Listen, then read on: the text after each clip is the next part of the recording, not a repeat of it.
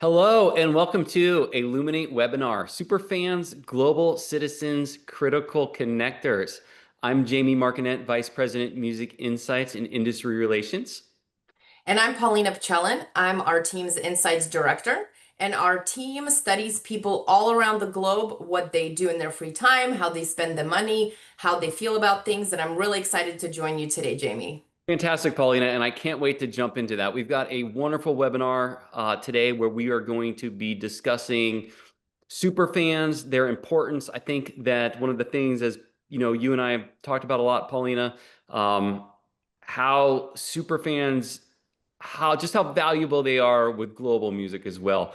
Speaking of global, we are incredibly excited to have Jason Lee, CEO of HYBE, joining us. Obviously, HYBE is very, very connected with super fandom through the artists they work with, like BTS, or the platforms like Weverse, and really understands the full market of superfans and how to engage these audiences. So we are incredibly excited to have Jason joining us for a interview that was pre-recorded a little earlier this week, but can't wait to share his insights with you too. So in terms of agenda, we just kind of kicked it off just a little bit, but we are going to start with the state of streaming as well. We find that, laying the groundwork with the consumption metrics really, really helps overall with the understanding of the conversation. And I should also mention that we are going to kick off with a Who is Luminate. We totally understand that there could be some people joining us today who have not been to a Luminate webinar before, and we always like to take an opportunity to let you know where these stats are coming from. Paulina, can you take us through what else we're going to be talking about? Yes, thanks so much, Jamie. We get a lot of questions about music superfans. Who are they? What are they doing? What are their preferences? So today we're going to talk about music superfans, and we are going to focus on a couple of markets within Asia as well as the US. And then we're also going to talk about some of the trends and findings that we've seen around language preferences, and also how that ties to music successfully exporting and importing across the globe. Yeah. Thanks for that, Paulina. And you're going to hear a lot about superfans today. And what I was just referencing is, we always speak about how valuable to their local communities, but we're going to talk about them in an international sense as well. So, who is Luminate? For those of you who haven't joined one of our presentations in the past, Luminate is the independent leader in entertainment data. A lot of people know us because we are the data providers for the Billboard charts. That is in the US as well as globally. We have over 500 daily sources of data that come to us straight from the providers, the DSPs, or DSPs in international territories, as well as independent record stores and mass market chains and whatnot. We have several core areas, just going to touch on a couple of these: consumption metrics, obviously data provider, as well as the over 500 daily sources of data. Audience insights, which Paulina and her team are continually looking into. And in our global network and our global ecosystem of music these days, it is very, very important and a critical component for Luminate to have a global sense of what's going on. DSPs today have allowed for so much sharing of music from territory to territory that we really are in a global music ecosystem. And that is where we focus a lot of our attention. We also, because it is so complicated out there, we also have a data management arm as well. Paulina, I would love to hear a little bit more about the insights team too. The way we like to think about ourselves is Luminate Insights explores the intersection of media, culture, and consumer behavior. And our team studies many different markets across the globe and really understanding what drives consumers. So if you are interested to find out more how to access our different studies, reports, license the data, or just ways of working with us, you can visit our website at www.luminatedata.com and get in touch with one of our associates. Excellent. Thanks, Paulina. All right. So we are going to start with some of the metrics. As I said, we're going to start with the state of streaming in the Asia Pacific region. And overall, you can see that many countries in Asia Pacific are growing at double-digit rates in terms of their on-demand streams. Most of them, a lot of them are growing faster than the overall ex-US rate and the global rate of streaming as well.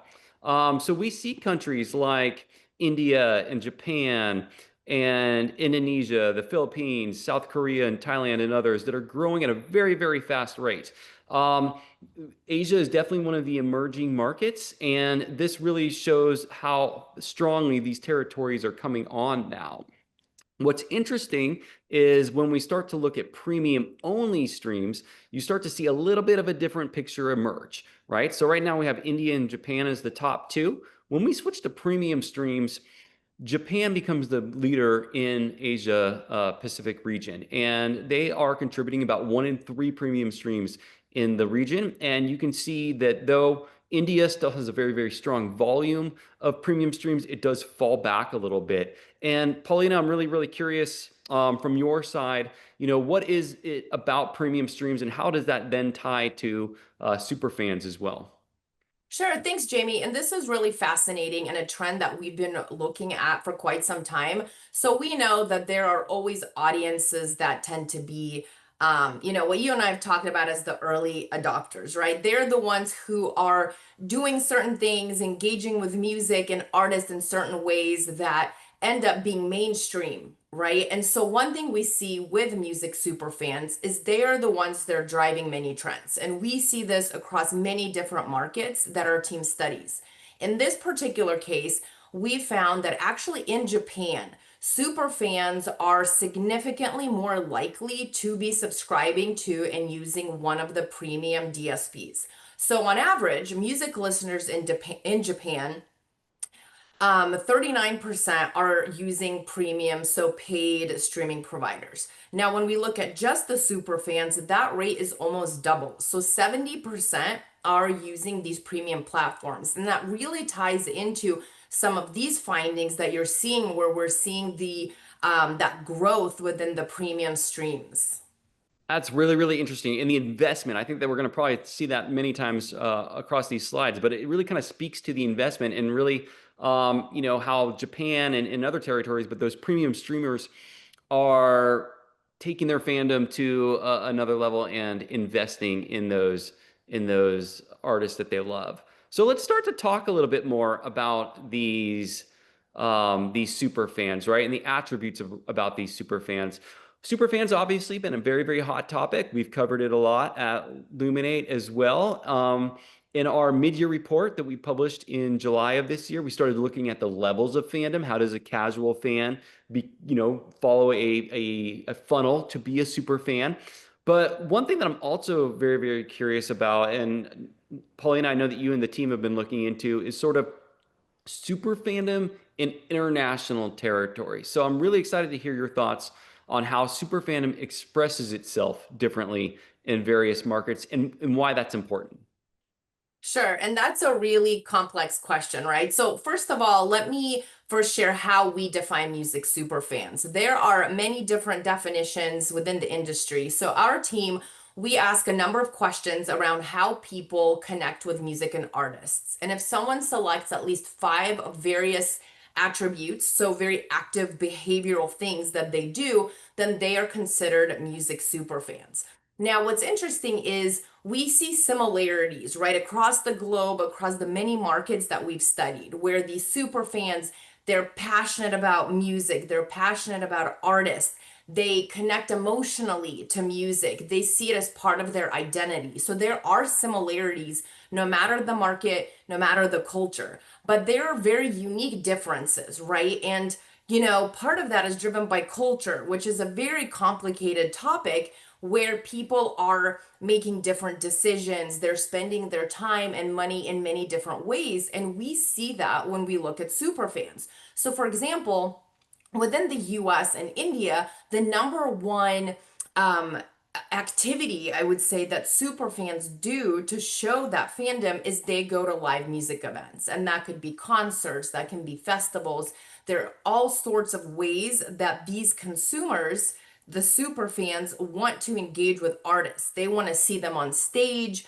They are very committed. They follow them and their touring schedules. So it's front and center. Now, when we look at Japan and really look at the super fan and how that relates to the streaming trends that you shared, it's fascinating is that the number one attribute among the super fans is their purchase of physical music. And that culture, that market, historically, we've seen their significant purchasing of CDs, vinyl, artist merch, other physical representations of music. And we see that still as the number one attribute. And I'm looking at the slide right now as well, and it is hard not to notice how many times the word purchase comes up, right? So we're saying purchase physical music, or purchase physical merch, or digital music. It really speaks to that investment. And I think that even with the live, you're investing money, obviously, by paying for your tickets, but you're also investing time, right? To go to a festival, typically those are all day or multi-day events. You're partaking in culture, you're participating, you're investing your time as well. That's really, really, really fascinating, and I think speaks to the bond that these super fans have with their favorite artists. I'd like to also talk about music discovery and super fans, right? So Paulina, I'd love to hear from your perspective about what the data says in terms of music discovery. So how are these super fans in these different countries finding their next favorite artist? Yeah, and that's a really great question. So if you look at the top sources for music and artist discovery in the US, Japan, as well as India, you'll see that video and audio streaming platforms are in number one place. So whereas we looked into some of the differences, this is the same across these markets as well as others that our team has looked into. And within these markets, over 70% of super fans are actually discovering on DSPs. Also, if you look through the list, you'll see that friends and relatives are consistently among the top five discovery sources. So within these markets, people are connecting with their friends. They are sharing the music, the artists that they love. And so it's a really strong and powerful discovery source. Now, what's interesting, if we take a look at the lists, there are very unique differences that are driven by culture. So, for example, if you look at India, so in third place, we have television and then also movies and movie soundtracks. So we know music such as Bollywood, right, are very visual in nature. And so we see a lot of nuances when we look at the discovery sources across the different markets that really go back to how various audiences in cultures choose to consume music. In Japan, for example, you see that music related websites are among the top five. This again is very unique as music fans want to connect with artists, whether it's that, again, that physical music, artist merch, buying CDs, vinyl. That's one of the unique ways that super fans in Japan are discovering that next favorite artist. So I was also thinking about this as you were taking us through this, and it's very interesting that for super fans that so many of them are saying that they're finding their next favorite artist through video and audio streaming platforms. I think we spoke at the beginning of this webinar about how those are global in today's world, oftentimes global, that you're finding the same service in other areas. It makes music sharing very, very easy from fan to fan in different territories.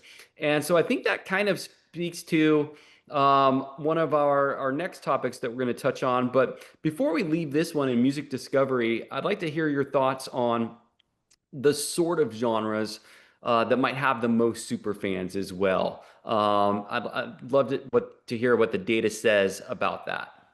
Sure. And again, we get a question around music super fans and their genre, subgenre preferences. So it's really interesting to know that, again, across these three markets, that these super fans are very global in their listening. So, for example, if we look at super fans in Japan, they are significantly more likely to be listening to US rock, K-pop, as well as Latin compared to music listeners within that market.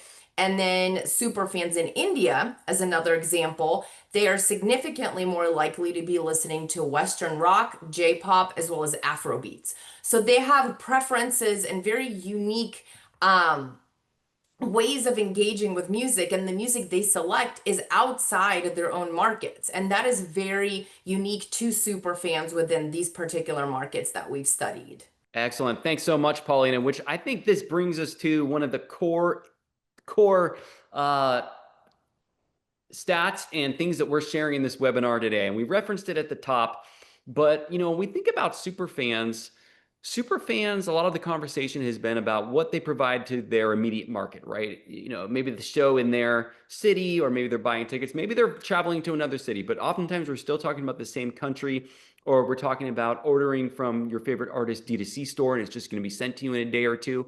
But one of the things that I'm so excited for Paulina, for you to share, and can't wait to hear detail on, is how superfans are really, really powerful and critical to the sharing of music worldwide. Can you share with us what's going on here and why this is so important? Thanks so much, Jamie. Yes, so we found an interesting trend a few years ago where we saw that music listeners, so in these markets and others, there was this growth and interest in music in other languages and music from other markets. And so what's really fascinating to me is that these listeners, and in this case, super fans, they are listening to and passionate about artists who sing in languages that they may not speak. And so when we look at super fans, for example, in Japan, we found this year that super fans are 35% more likely than average listeners within Japan to listen to artists outside their own market. And this really shows that enthusiasm, interest in consuming content that's very unique to other parts of the globe. And what's really interesting here is we see in the US a popularity among artists, for example, Bad Bunny, who speak and sing and create content in different languages. Um, And obviously, Bad Bunny is going to be performing at the Super Bowl this year. Yes, exactly. And one thing we learned over the last 3 or 4 years on our team is that Bad Bunny's awareness almost doubled. His likability, positive perception among consumers. So he has a strong and powerful audience within a number of different markets across the globe. And again, that really speaks to that power of the global listener, the global super fan who is consuming content from various different places in different markets. And what's interesting is we also see that link to certain genres, artists, and music being successfully exported and imported from all around the globe. That's fascinating, and thank you so much for taking us through that. I think that that's a critical component. At Luminate, one of the other things that we've been looking at are what we call the export power rankings, right? And so we have a ranking system now that details which countries are exporting their music to other countries. So we have a slide up on the screen now, and I'm just going to read through the United States line there to let you know how to read this slide, right? So United States is the #1 export country in the world. The UK, right underneath it, would be #2. The 3 countries that import the most United States music are Canada, Australia, and New Zealand. And then for the United States, Taylor Swift is the #1 export artist. So that's how you can read this one. And obviously, when you're looking at that, Canada, Australia, New Zealand all share a language with the US. So you do see that language is a key driver there. But you also see some regional ties. And we're going to focus in on South Korea for a moment here. South Korea is the #4 territory in music export. Those that are importing the most from South Korea right now are Taiwan, Japan, and Singapore. And Rosé is the top export artist for the first half of 2025. That's our time frame. But South Korea has been incredibly successful at exporting their music worldwide. Obviously, there's a huge amount that's being imported to the United States as well. And as we start to bring in and introduce Jason Lee, who we are incredibly excited. Once again, we're incredibly excited to have him speaking here.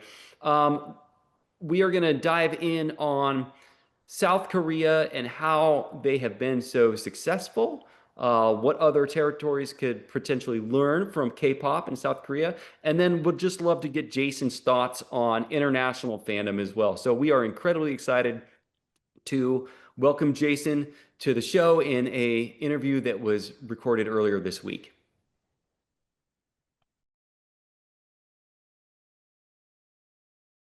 Jason, thank you for joining our Luminate webinar focused on insights in global super fandom.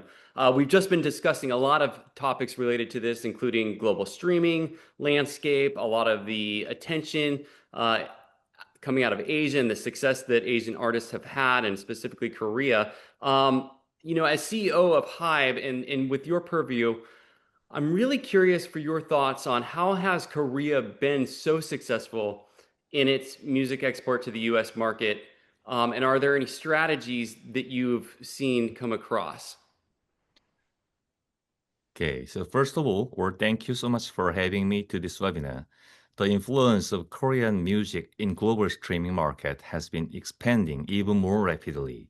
So for instance, BTS Jungkook's Seven, which broke the record of the shortest time to hit 1 billion streams in Spotify history, is still enjoying a long run, remaining on the global chart for over 120 weeks, 2 years after its release.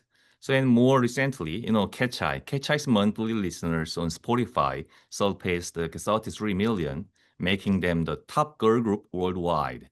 And their song Gabriella exceeded 400 million cumulative streams, proving a powerful global presence. Last month, Le Sserafim's single Spaghetti also showed a strong performance in global streaming. The song has been streamed over 2 million times every day since its release, and its cumulative streams reached like a 16.83 million in the first week, setting a new personal best for the group. So this trend stems from K-pop's structure, where music production, fan communities, and content consumption are organically linked. Fans are more than just listeners. They actively participate in the artist's entire scope of activities. This creates a virtuous cycle where word of mouth through social media and communities quickly leads to streaming, establishing a rapid and potent feedback loop. So based on this like a fan engagement, HYBE has achieved sustainable growth by localizing the K-pop approach, which is circulate artist support, creation processes, promotions, and fan communities within one structure to fit the culture and industry environment of each market. Thank you for that. That touches on a lot of the things we've been talking about in this webinar as well, especially with the cultural elements that you highlighted, in the global network of fandom today too, and DSPs that are allowing you to reach fans in other countries. One of the things that our data highlights is that Gen Z are early adopters driving these global trends. From HYBE's perspective, what role does Gen Z play in your overarching global strategy, and how is the company uniquely positioning itself to connect with Gen Z? Well, Jamie, I love this question. So Gen Z plays a crucial role in HYBE's global strategy. They are, the fastest to adopt a new trends, and they are a generation with a strong desire for participation and self-expression through the artists and brands they support, which often reflects their identity. So, on Weverse, HYBE's global superfan platform, fans are not just passively consuming the artist's story. They can directly create content, share opinions, and expand their relationship.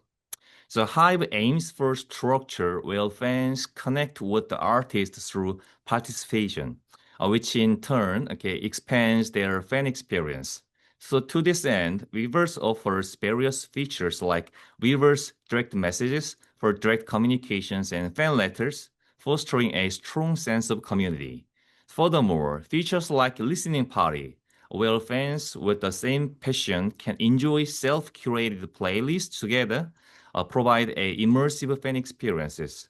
So this supports the highly engaged Gen Z fan base in interacting with artists in an active and very birated manners. So I'd like to add one more point here. So as the fan-focused business model expands, we also need to pay attention to Generation Alpha, not just Gen Z. I believe the recent global success of K-pop Demon Hunters was fundamentally fueled by Gen Alpha. The reason is that people we reached on AZ where they became accustomed to social prejudice or cultural stereotypes. They were simply drawn to the music, visuals, and story that anyone could love. And this allowed them to immerse themselves in the content and even draw their parents and friends into consuming it. So for HYBE's like global expansion strategy in fandom business, providing content aimed at Gen Alpha, who have not yet formed cultural stereotype, will be a strategically important long-term task, looking 3 to 5 years ahead. This is because they will embrace and support not only K-pop, but also, this is important, many artists debuting in local markets using the K-pop mechanisms as content they grew up with without again, any preconceptions or biases. So furthermore, HYBE has designed technologies like AI, virtual content, and gaming to align with the creative play culture of both Gen Z and Gen Alpha. So ultimately, our way to connecting with these younger generations is not just about leading trends, but also about like jointly creating new cultural standards through their autonomous participation. Oh, wow. Thank you, Jason. Really appreciate those comments and the comments on Gen Alpha, the comments on how they participate as well. Really powerful, especially the participation as well there. So thank you for sharing that. We've seen incredible dedication from K-pop fans globally. This is well documented. What can be learned from how K-pop artists have and their teams have engaged with these fans, especially in creating that super fan connection? And what is the future of this cross-platform engagement? Or the K-pop fandom is a driving force that co-creates the direction of the music industry. So for us, fans are not merely like a consumers, but partners who grow together. So this dynamic, circular structure where artists and fans exchange their stories and that experience leads back into content and activities is K-pop's greatest competitive edge. Through years, HYBE has fostered an autonomous, participatory culture based on sincere communication. The most crucial lesson we have learned from the fandom during this process is that sustained connection starts with bi-directional trust. The sense of the superfan relationship that HYBE speaks of is this emotional trust and consistent communication. I believe that future fandom expansion will be a simple migration between the platforms, but a movement toward deepening the quality of this relationship. Okay, excellent. Thank you. Luminate's data also shows that super fandom is expressed differently across different markets. And that's we've spent a fair amount of time in our webinar even discussing that and some of the differences that were in the U.S. or in Japan or in India. For instance, heavy physical consumption in Japan is a very top indicator of super fandom. In the United States, the live event attendance. Can you share any similarities or differences you see in how super fandom is expressed in various markets? And how does that impact HYBE's strategy for these nuances? Mm. So fandom characteristics, show differences based on regional and cultural characteristics. So in Japan, the culture is strongly centered on collecting and keeping, and physical albums and merchandises remain important forms of fan activity. So in contrast, in the United States, live performance and festivals have become the core pillar of fandom expansion. South Korea and Southeast Asia are markets with high social media usage and rapid consumption of video-based content, characterized by online participation and community spread being like the main avenues for fandom growth. However, even though the manifestation of fandom differs by market. The fundamental essence that fans support artists and seek a sense of connection through music and content remains the same. So we analyze the cultural characteristics and preferred engagement methods of fans in each market, and we then apply the artist production expertise that HYBE has built up over a long time in the K-pop market, embedding it into local culture through collaboration with local industry experts. Based on this, we execute customized strategies that design diverse experiences for maximum global fan immersion. Excellent. And HYBE's global ambition is clear. From establishing an office in India recently to launching Santos Bravos, a Latin male group. These are pretty big moves in new territories. And I'm curious, what did you identify in markets like India or Latin America that led to applying the unique HYBE methodology in these areas? And how does that fit your broader goal of establishing global music hubs? Or Jamie, thanks for mentioning Santos Bravos. So HYBE pursued global expansion with the goal of broadening our fan reach through music and content. India and Latin America are markets with significant future growth potential, driven by their best populations and large proportion of young people. So India is the world's second largest music market after the US in terms of the number of streaming users, with high growth rates in streaming and mobile accessibility. Latin America, with its rich musical heritage, already has a passionate genre-focused fandom communities. So considering these characteristics, so we determined that both regions are optimal for establishing HYBE's multi-home markets, which will connect HYBE's global network.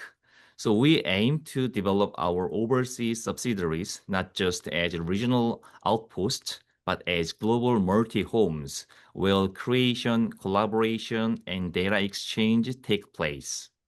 So HYBE Latin America has scouted talent from various Central and South American countries to form local Latin groups, like, as you mentioned, the Santos Bravos and Musa. So notably, chances to get the tickets for Santos Bravos' debut concert were all gone in just within 2 hours. It was 10,000 tickets. So it created a buzz after achieving over 100 million cumulative social content views and 100,000 viewers subscribers even before their debut. So we also signed an exclusive contract with global reggaeton superstar Daddy Yankee and filmed his title track music video in Korea, creating musical and cultural synergy.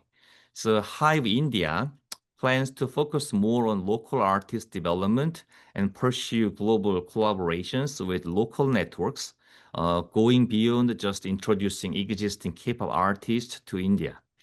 So each base is designed to function as a global hub that mutually connects our local music ecosystem and sharing the accumulated expertise in the processes. So through the construction of the strategic network, so HYBE seeks to realize a sustainable growth model that co-creates new content. Oh, fantastic. Jason, thank you so much for taking us through that and also sharing your perspective on the global fandom, the global markets, and what you were seeing in those markets as well. That's really fascinating.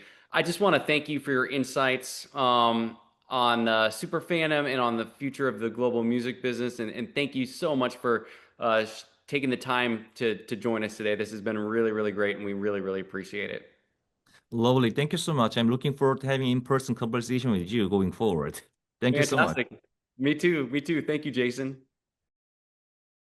We want to thank Jason Lee and all of HYBE again for that fantastic interview. Really appreciate his time and the insights that he shared. I think that was really, really valuable for this discussion today and some things to think about in terms of super fans and what they mean to the overall music ecosystem. So thank you, Jason, and thank you, HYBE. Really appreciate that. Paulina, thank you for doing this webinar with me. Before we go, I'd love to hear, we've talked about a ton of different data. Is there one thing that just kind of stands out to you as just one key concept that you would love people to leave with? Thanks, Jamie. Yeah, so one thing that I would know is that super fans across different markets, they have a number of similarities, a number of differences. And what's really interesting to me and something that our team is keeping a close eye on is that consumption and engagement with artists all across the globe. So how are these super fans going to impact other markets and the importation, the movement of music across various markets? That to me is one of the most interesting questions that we've touched on today. Oh, fantastic. Thank you for sharing that. Yeah, that's been it's been a great theme, the power of the super fans. Well, thank you, Paulina, again. And thank you to all our viewers. We really appreciate you joining us. If you have any questions, please let us know. Please send an email or find us through the website. And thank you so much for joining us today. Thanks so much, Jamie.